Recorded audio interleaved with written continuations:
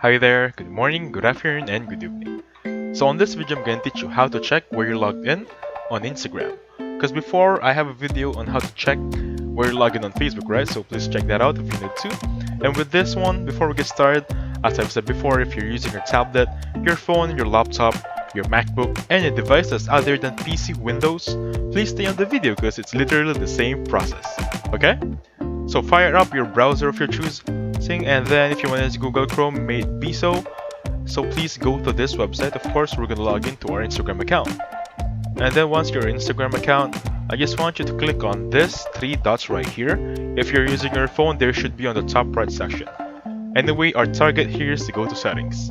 Just go to settings of your account and then simply click on see more in account center right here, okay? Once you click on see more in account center right there, you'll arrive on this landing page. Again, this should be on Instagram, okay?